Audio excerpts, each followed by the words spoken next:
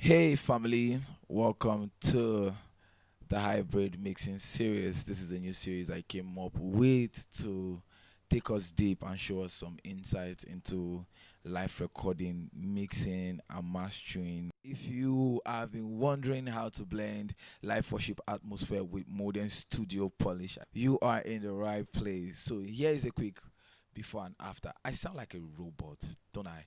So here's a quick before and after before I continue this. So this is a project I recorded here in the studio. It's a live recording project we did here in our live studio about 2 weeks ago. So the person singing here, her name is Favy Sings. Shout out to my pastor, Pastor Blessing Kolawole. Shout out to my church, Heavy Christian Center, for putting this together. And let's listen, then we get to go deep into it. So here's a quick before and after.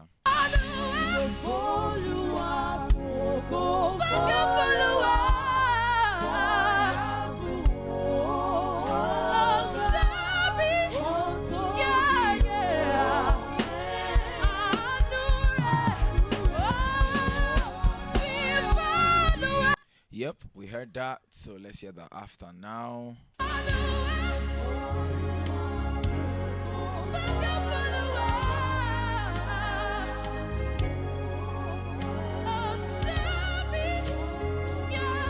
Yes, more.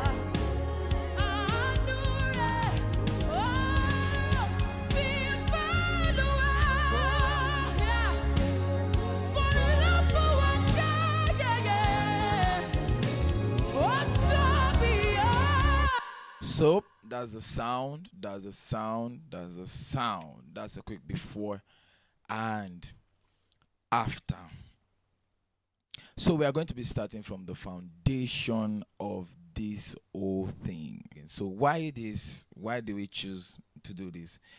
Because live worship recordings feels very spiritual and emotional, and it's authentic. The connection between the crowd and the person singing is something that you can't get when you are doing a contemporary production in the studio. It lacks that clarity. While contemporary production is clean and modern, but sometimes feels too clinical. Combining both of this is where we got the word hybrid from, and we try to blend it together to bring this out and create this series. So you're going to be seeing most of this for the whole month of December. It's like my own Christmas bonus bundle to you out there. So that's that. But before we go into this whole thing, I'm going to take you through my session. First of all, I'm going to start with my sample rate. Uh, let's come down here. So my sample rate is 48 kilohertz. Yeah. So that's my sample rate. Then my buffer size in StudioOne is block size 512 samples. The reason why it's block 512 samples, I usually don't advise this, but because I'm making a video, I'm using a software called the Voice Meter Visual to be able to stream via an OBS. I saw this on YouTube, so that's why. So in order for this to work, I have to use the 512 sample, but normally I work on 48 kilohertz when I'm mixing. But usually on my buffer sample is supposed to be 1024 for less drag and latency while mixing. So let's go to track organization and color coding. Let me remove all this automation. It's confusing the eyes here. Okay, good. So I like to color code my session and folder them, then send them to bosses. First thing first is organization is the first step to a professional mix. Let me start from there, because if your project is chaotic, it's not properly organized and arranged, you're going to have a chaotic mix at the end of the day. So you don't want that. Please, you don't want that. So you have to make sure that your tracks are very, very organized. If you have percussions before your percussions should be on top of your drums. You have loops and everything. Like I said, this is just a live recording session. It was a worship session, a spontaneous worship session. Nothing too extraordinary. We are going to get into all of that in the next sessions of this series, but we are starting here for starters. So, if you have like percussions before your drums. You need to make sure that your percussions are there before your drums. Like you can see here, I have the drums. This is a folder track and also a boss channel. So it's also a folder. Studio One gives us this ability to be able to turn our what's it called, folders track into boss track. I think some many other doors out there too usually do that. I'm not a fan of using plenty doors. I only use Logic and Studio One. So, and it's also available in Logic. So if you use, and mind you, the principle is the same for every door. You can, use it for every door. But if you use Studio One, you are welcome. So yep,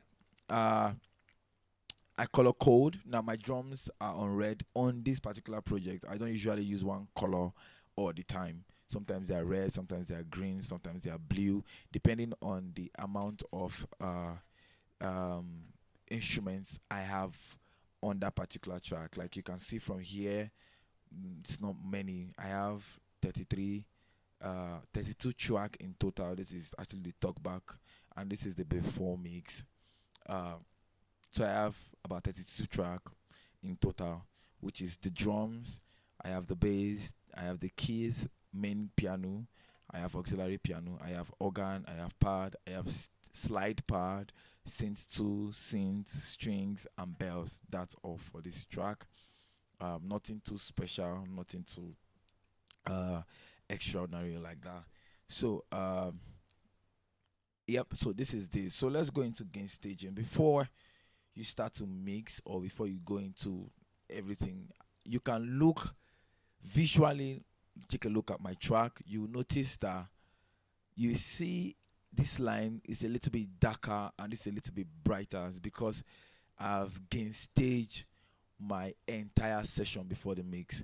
The reason is because we need headroom for our mix to be able to breathe.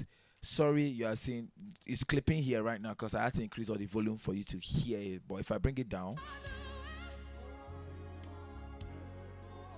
so you can tell that there's a lot of room for this mix to breathe. So should in case I'm mastering or doing anything extra, I would have that freedom to be able to do more.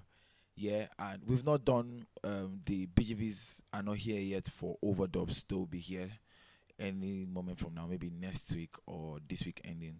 I don't know what's the plan for that. I've not gotten across to them yet, but I just want to use this for these tutorial purposes. So if you can tell, you can see it now. For each my track, I would advise that you are doing a minus 12 to minus 18 decibels reduction when you are doing your gain staging. First of all, have all of those gains down. When they are all down, if you can see here is minus 17, then when you've gain stage and everything is down there, you have a lot of headroom. You can start balancing the sounds together to get everything even. So maybe you to get something like this. Yep. So this is before the mix. You can simply hear everything. Yep, you can hear everything. So this is the gain stage that I exported before mixing the entire section. So that is what you need to do before you start mixing your entire session. So the next step is removing resonances and cleaning up your tracks by taking out noise and all those stuff, chopping your tracks and stuff. So for the lead voice, before I explain every other thing, for the lead voice, I really don't like chopping them off like that. I like to, walk across it and apply the noise software because I want that raw realness on the voice. So for me, it does not feel real if I start chopping the vocals too much or chop it at all. So sometimes I tend not to even do it at all. I tend not to do it at all.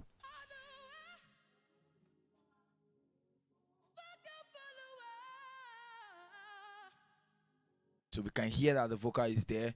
I'm not chopping. Our breath is there because it's actually live. So I'm applying NS1 noise suppression.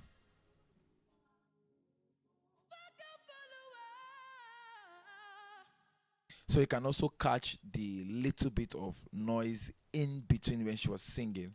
So that's why I'm applying that. Yeah. So for other instruments, yep, I'ma chop you off. I will chop you off for other instruments. Uh, like let's go to the drums. I think I did that for the drums a lot. I did that here, especially when it has to do with the kick.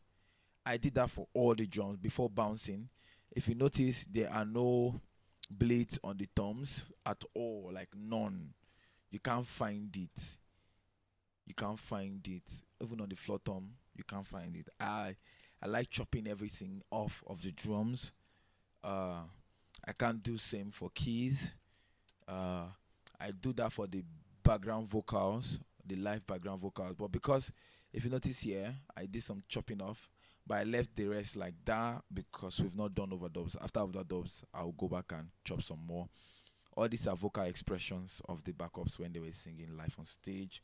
We don't want that out. We want that to be in the mix because of the camera and video guys are going to capture all of that. So, uh, that's about gain staging. You need to make sure everything is at a proper level. So when you start mixing or you start applying effects and plugins, it doesn't go off clipping.